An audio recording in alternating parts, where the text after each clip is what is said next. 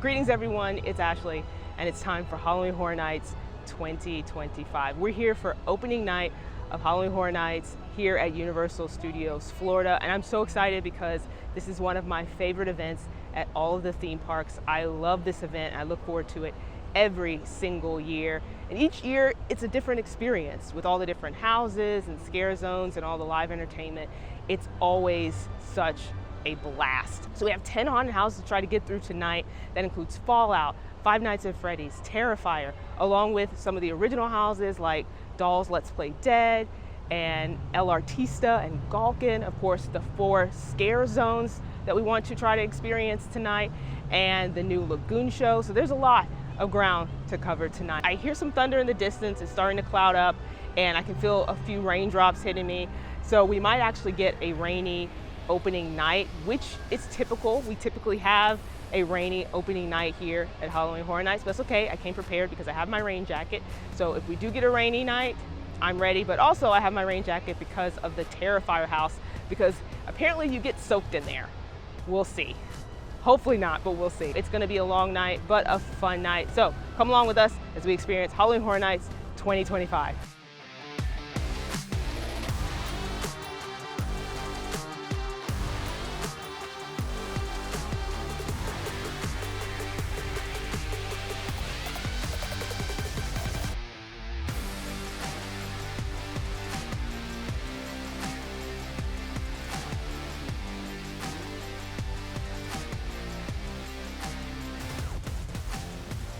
So it's starting to rain, but I've made my way inside the park.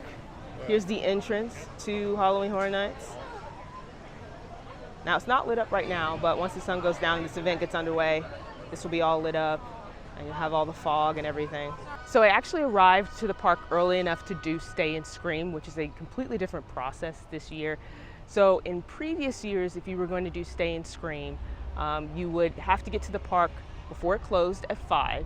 And then you would have to go wait in the designated holding areas they had for specific houses. That's not the case this year. This year, they're doing a wristband system. So basically, starting at 3 o'clock, you can pick up a wristband at 3 locations. One is Villain Con, the other one is Minions Cafe, and the last one is Lombard's. And then you can freely roam the park. You can go get something to eat, you can ride the rides, and then starting at 4 o'clock, you can start lining up for the haunted houses. Now, you won't be let into the haunted houses at 4 o'clock, but you'll be able to start lining up.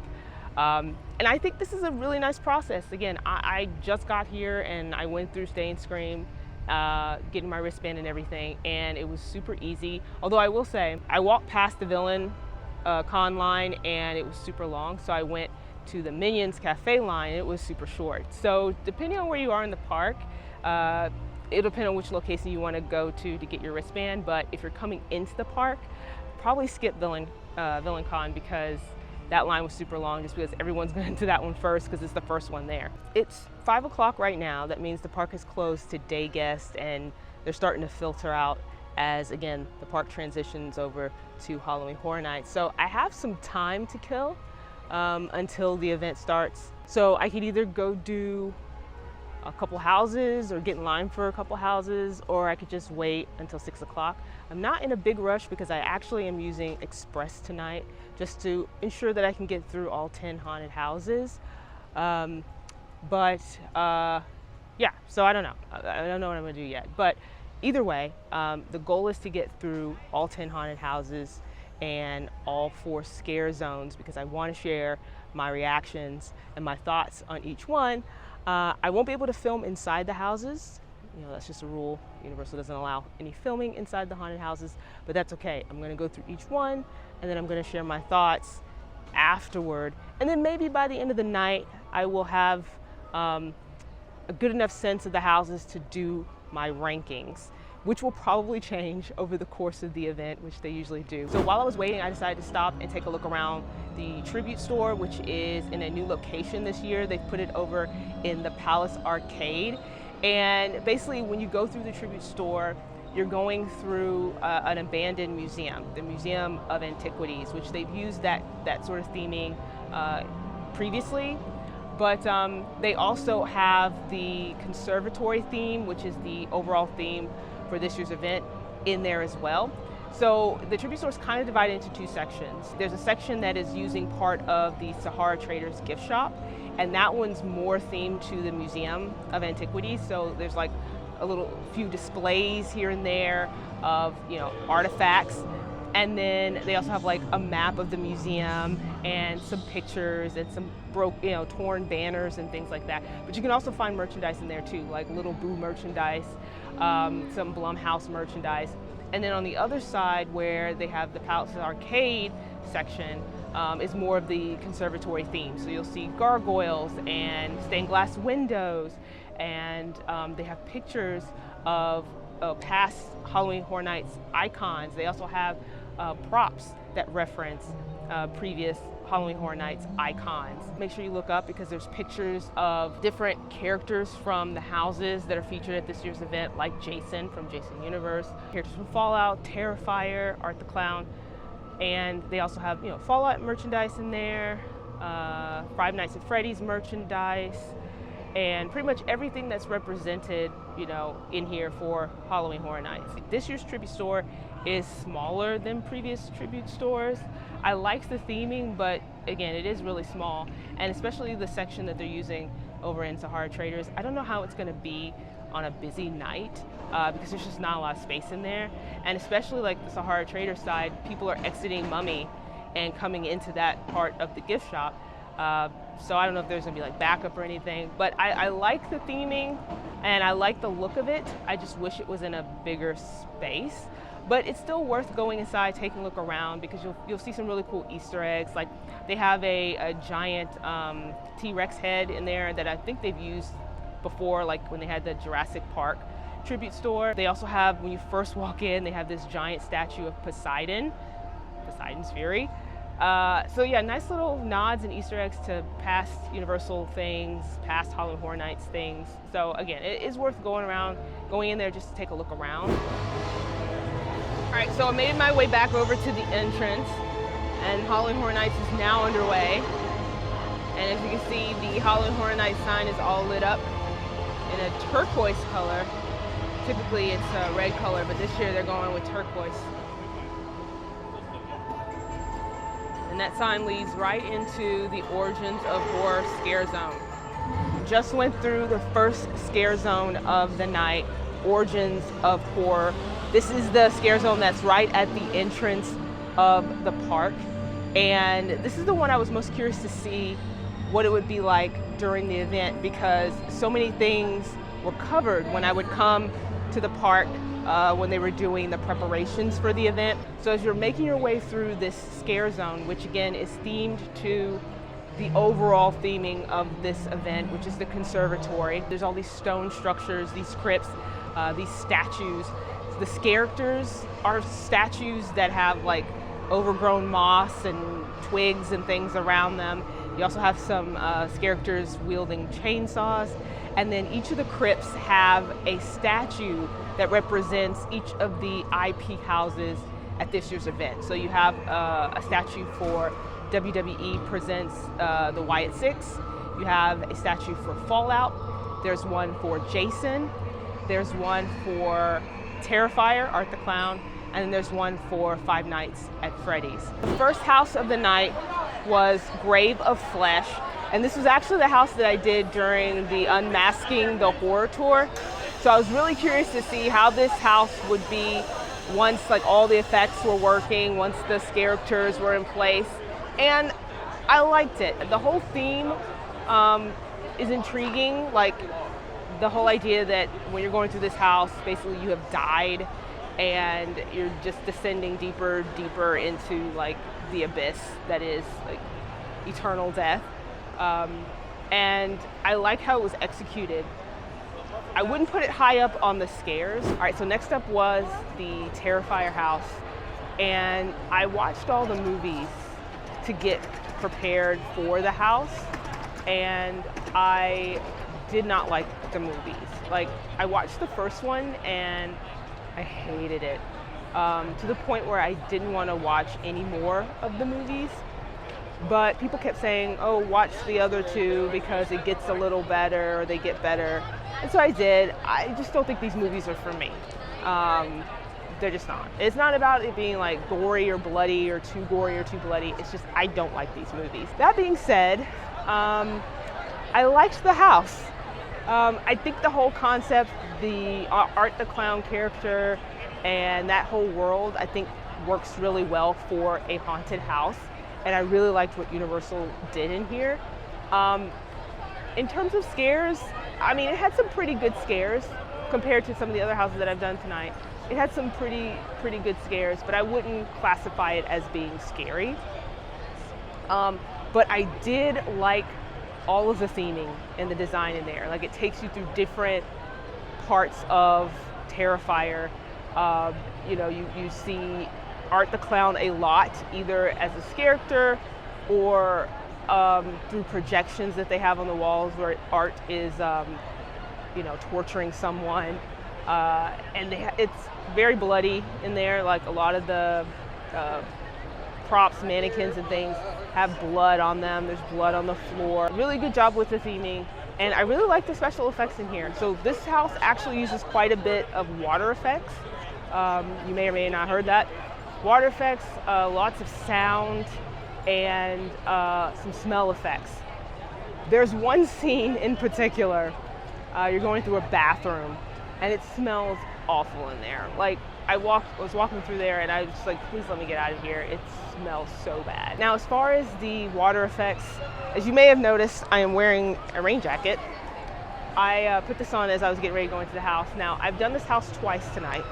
I stood in the regular line and then I used my express for this house because I wanted to experience it going through the dry path and then going through the wet path, and the wet path is called the bloodbath.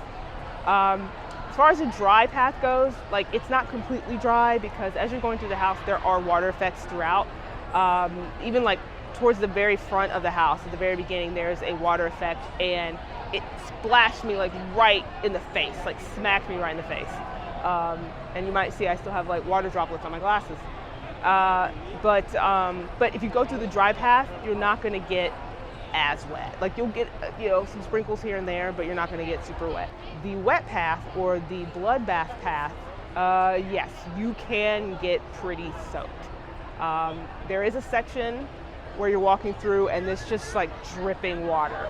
I mean, it's just dripping water. I was glad I had the rain jacket on and I had my hood up because, yeah, it was just, I mean, my jacket is still wet.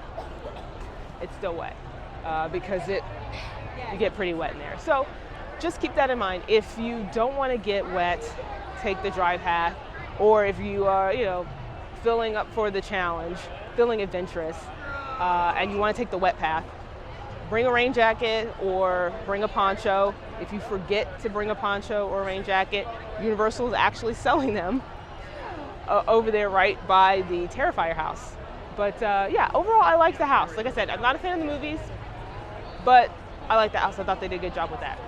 Okay, so the next house was Five Nights at Freddy's, and this one was pretty high up on my list of most anticipated houses, just because I was so excited about the fact that Universal teamed up with Jim Henson's Creature Shop for some of the characters featured in the house.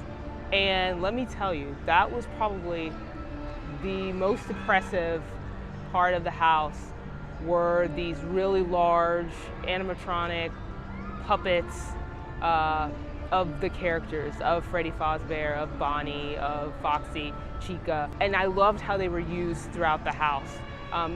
First thing you see when you go in is that really nice facade of Freddy Fazbear's Pizza. And then when you go in, it's like, you're in the movie.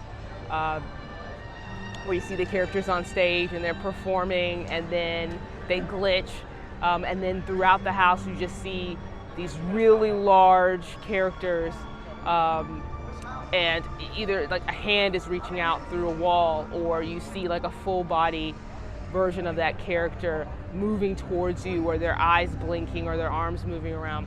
Very, very impressive. And so you're going through, you got the break room, there's a room where there's a workshop, and they have all these different parts. And you can see like the inner workings of animatronic head, where like all the gears are moving and turning. It was really, really cool. Wouldn't classify this as a scary house at all. This is a fun house. Like, this is one of those houses, kind of remind me like of Ghostbusters, where it wasn't scary, but it was so cool to just see all the theming and the special effects and the set pieces and all the cool things that the team had come up with to create that house. And this Five Nights at Freddy's was basically that for me, where it's like, you know, if you've seen the movie, even the game, if you've seen the movie, it's basically recreated here, and everything's like larger than life, and they did a really good job of bringing that to life. So I would put this very high up on my list. I like this house. Again, not scary, but a whole lot of fun. So I just finished walking through the Masquerade Dance with Death scare zone, and I really like how this scare zone comes to life at night. This is one of the scare zones I really liked watching evolve during the preparations for Halloween Horror Nights, and this one did not disappoint. So you basically have these characters dressed up for this event. It takes place in a ballroom, and you have characters on these stilts. I mean, their costumes are pretty elaborate, and it's really cool because they have the music playing, almost like you would expect them to start like dancing, and then you have the different characters on the platforms interacting with the stuff that's on the stage. Like, they have like bloody mannequins and things. So I really like this one. Lots of fog. This one's definitely one of those where like you can kind of get lost in the fog.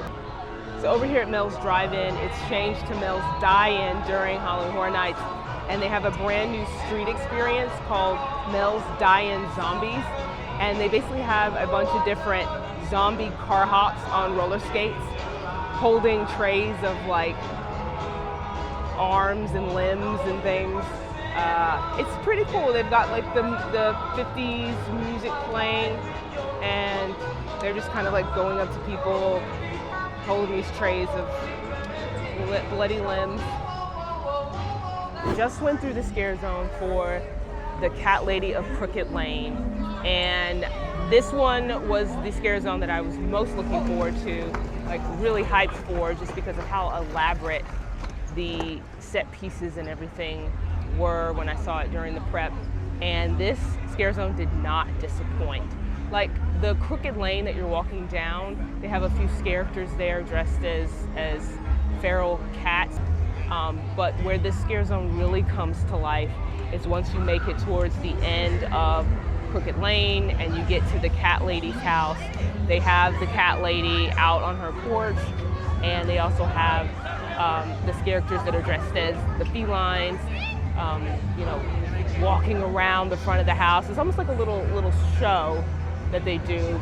And then they also have like projections in the windows, so you see cats doing different things in the windows. And then they also have what's kind of like a mini haunted house to the side, where you kind of go through this like little alleyway, and they have characters jumping out, and there's strobe effects and lighting effects. Like, this was a really cool scare zone, like elaborate, great use of the space. I really liked what Universal did here. I hope they could do more scare zones like this, scare zones that expand out, that have a lot more, you know, kinetic energy and multiple things going on at once to really bring those areas to life. So the next house of the night was El Artista, a Spanish haunting. And this was my most anticipated original house this year, because if I remember correctly, this is the same team that did Dead Man's Pier a few years ago, and that was my favorite house, favorite original house that year. And this one did not disappoint.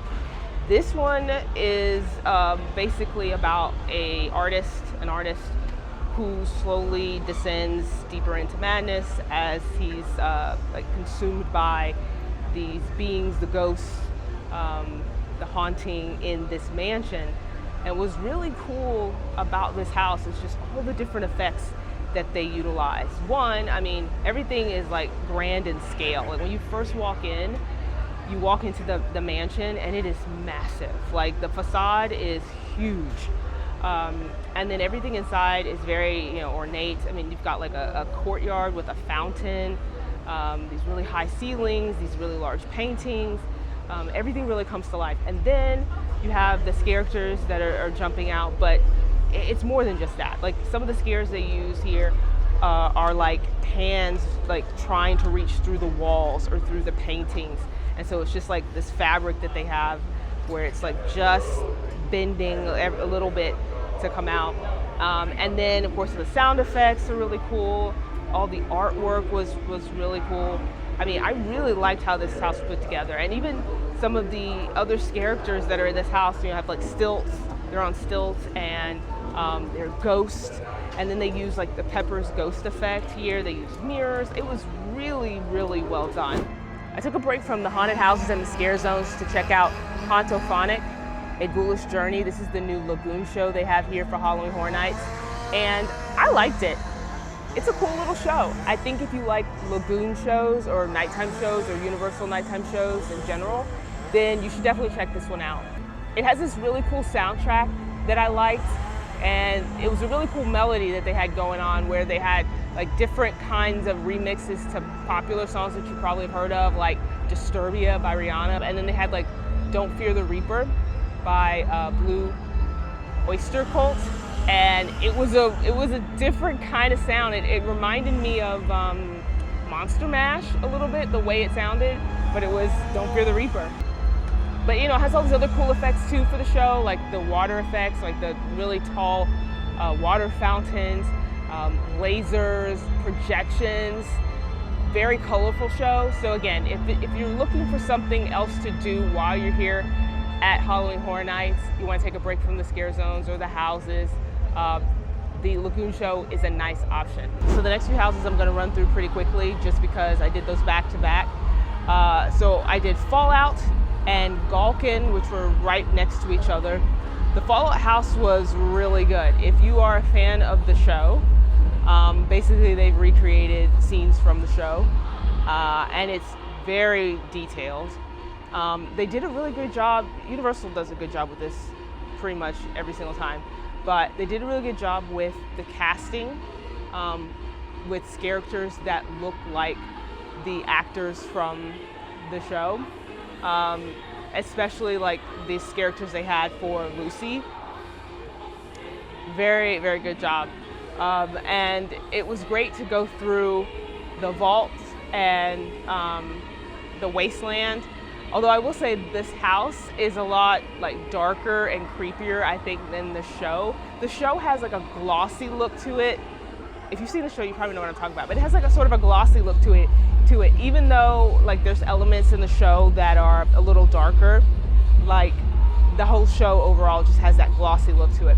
The house is a little like grittier and darker, but you know, that makes sense because they're doing a haunted house, so they're playing up like the gore and the scary moments, and I think they did a good job. This is another one of those houses where it's not a scary house, it's more of a fun house, kind of like Five Nights at Freddy's, where you go through just to see like how elaborate the set pieces are, like to see those moments and Easter eggs and things that you might recognize from the show, and see how well they put it together, and they did a really great job. Galkin was the other house. It was right next to it, Galkin Monsters of the North. This was a cool house. It's an original concept. It reminded me of, there was a house years ago, I can't remember the name of it, I think it was like Yukon something.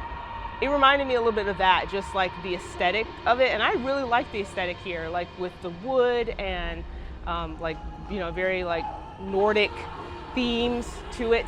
They had a really cool effect that involved like this burning, I don't know what you would call that, like a totem.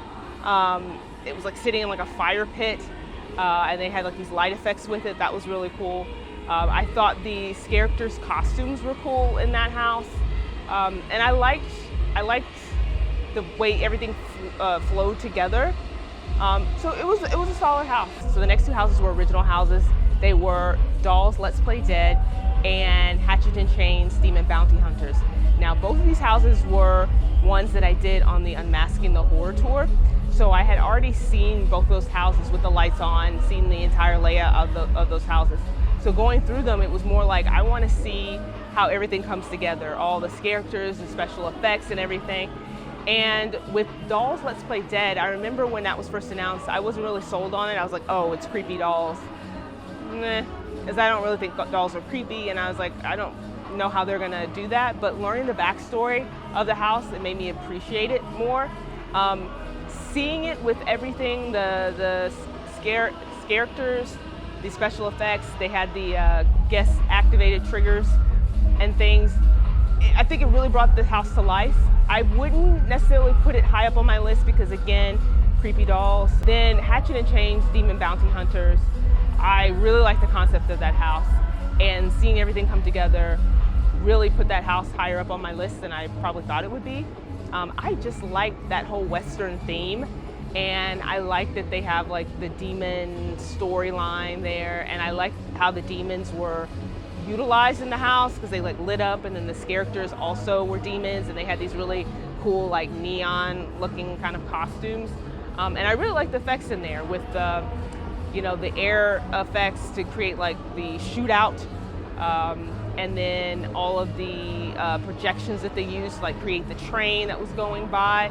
So I really like that house. I thought it was executed very well. So I made my way over to the San Francisco area for Club Horror, which is one of the new street experiences that they have here at Halloween Horror Nights. The other one was Mel's Die-In Zombies.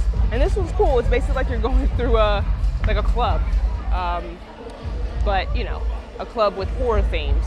So they got like a DJ on this really large platform, and then they've got like, you know, characters, well, I wouldn't even call them characters, maybe performers, on platforms too, with like glowy, I don't know, hooks. They kind of look like hooks.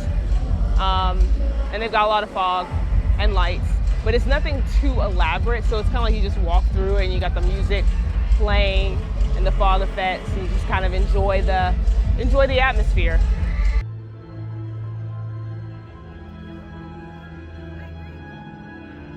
You got to keep your eyes peeled during Halloween Horror Nights because you might see Art the Clown in unexpected places. So the final two houses of the night were Jason Universe and Wyatt Six. So Jason Universe is actually a rebrand of Jason. So I like Jason, I like Friday the 13th. So the house was fine. I thought the concept could have been a little bit better executed, but you know, you can tell that the Universal team, you know, put a lot of work and creativity into it. It just did not resonate with me. Same thing goes for the Wyatt Six. Now, I'll preface it by saying I am not a wrestling fan. I don't follow wrestling. I knew nothing about the Wyatt Six prior to Universal announcing a house for it. I did like a little bit of research in that I was trying to figure out what the Wyatt Six was all about, and I learned enough to understand the concept and everything. And the house itself, you can tell a lot of work and passion went into this. Like you can tell that the people who put this house together really care about this. They are fans of the Wyatt Six. They love wrestling. You can feel it in the house. But again, I think because I'm not a big fan and this didn't resonate with me, that the house itself didn't work for me. And that's not to say the house is bad. I want to stress that the house is not bad. The house was not something that I liked personally. But I did appreciate the work that went into it, definitely. All right, made it through the final scare zone of the night, and it was Mutations Toxic 20s. And this was a scare zone I was actually looking forward to just because of how massive the space was, and also I like the storyline where you basically have this BuzzCon truck that's carrying this toxic chemicals, crashes into a gangster car that's trying to get away, and it just creates like madness around the city. So cool concepts and really cool use of like set pieces and things. And I think this scare zone actually had probably more characters than any of the other scare zones. It felt like it, at least. Like they were just everywhere.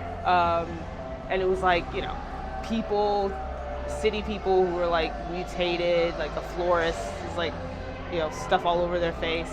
But then you also had like the creatures in some of the stands, like I guess the rats that have mutated. It was also cool how they used special effects to create the green chemical effect in other places.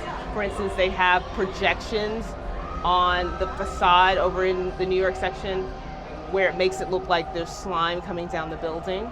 So I thought that was really cool. And then of course the green lighting, so as you're walking through the scare zone, everything is like tinted green. All right, so that's gonna wrap up opening night of Halloween Horror Nights 2025. Whew, this was a long night. But we got through all 10 haunted houses, all 4 scare zones, even saw the new Lagoon show, Hauntophonic, and managed to see the 2 new street experiences, Mel's Die-In Zombies and Club Horror. So I think it was a very productive, successful night. I think I need to spend a little bit more time thinking about the houses before I share my full rankings, but if I were to give like the top 5 of the night, probably be Five Nights at Freddy's, El Artista, Fallout, Terrifier, and then possibly maybe Hatchet and Chains. Maybe that's my top 5 right now. I really liked the houses this year. I liked the lineup, very solid lineup. Loved the scare zones. Really loved the Cat Lady of Crooked Lane. Like that one was amazing. Just how they use the space and everything. And I really like the Toxic 20s scare zone as well. I like that they added the street experiences. I think it helps give people other things to do and see while they're here experiencing the event. The more things they can add, the better, because it just allows people to kind of spread out and have more options. I didn't do Nightmare Fuel, and that was on purpose. Nothing against Nightmare Fuel. I just never can find time in my schedule to fit it in when I'm trying to prioritize houses and scare zones and everything. And so I just didn't have time for that. But maybe the next time I come, I will try to do Nightmare Fuel. I didn't eat anything. Thankfully, I ate before I came. But I did want to try the Twisted Tater chips that they had, but I didn't get around to that either. So that'll be on the list of things to do the next time I come. But overall, I really enjoyed the event. You know, it was interesting navigating the event with the changes that they've made to the entrances to the houses. I kind of like the hub concept that they have, basically where they have like certain areas where you go and there's like 4 houses in one area, and then there's like groups of houses in another area. I kind of like it. I will say though, like the houses that are over by the sound stages, there's like an area over there where everything gets clustered and it gets really congested over there as everyone's like coming in to the area to go to the houses and people are exiting from the houses to go back to the park. It's just a lot of congestion in that area. Definitely glad I had Express, because had I not had Express, there's no way I would have gotten through all 10 houses. I almost didn't get through all 10 houses with Express. The lines tonight were very, very long, but that's to be expected because again, it's opening night. So I'm not complaining about that, but the lines are really long, and the Express lines took a while too, given that it was just so busy. But like I said, I'm glad I had Express. It's something to keep in mind if you are coming to Halloween Horror Nights and you're trying to, depending on what you're trying to do, you might need to get Express. If you come in during a weeknight, maybe not in September, weekend possibly, but again, it depends on your budget, what you're trying to do and all that stuff. But I'm glad I had Express tonight because it really, really helped me get through everything I wanted to get through. This was a fun night. I love Halloween Horror Nights. I love coming every year. It's like one of my favorite things to do here at Universal. It's just like one of the best events, and I always look forward to it and I always have so much fun. I will be back for more Halloween Horror Nights because I have a frequent fear pass and I'll be using it as much as I possibly can. But anyway, I hope you enjoyed spending opening night with me here at Halloween Horror Nights. I hope you had fun following along with me as I traverse the park and experience the houses. If you did enjoy this video, do me a favor, hit that like button, that thumbs up button. I would really appreciate it. Also, do me a favor, please subscribe to the channel. I'd appreciate that as well. Thanks for watching, everyone. Have a great day, and I'll see you next time.